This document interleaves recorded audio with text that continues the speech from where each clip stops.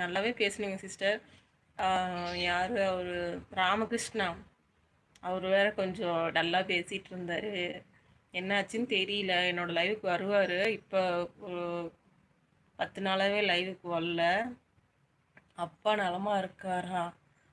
பரவாயில்ல சிஸ்டர். அப்படியோ மாத்திரை போட்டுட்ருக்காரு.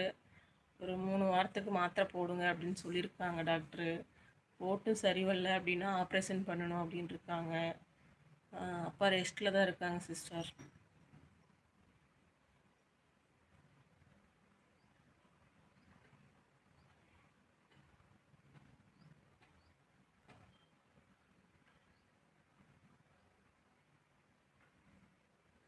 அவரு வேற ராமகிருஷ்ணா வேற என்னன்னு தெரியல.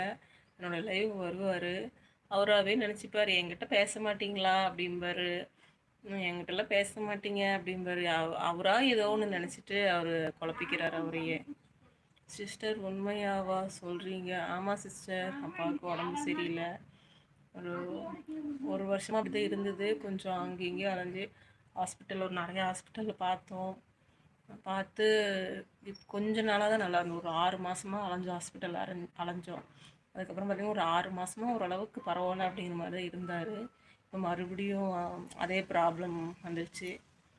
அப்புறம் முந்தா நாள் ஹாஸ்பிட்டல் போகங்காட்டியும் ஒரு 3 வீக் டேப்லெட் எடுத்துக்குங்க, அது சரி வரல அப்படின்னா ஆப்ரேஷன் பண்ணி தான் ஆகணும் அப்படின்னு சொல்லியிருக்காங்க சிஸ்டர். ஒரு 3 வாரம் பார்த்துட்டு தான் என்னென்னு பார்த்துட்டு தான் ஆப்ரேஷன் பண்ணுறதுக்கு எல்லோரும் ஏற்பாடு பண்ணணும். அப்பா நல்லபடியாக குணமாகி விடுவார்.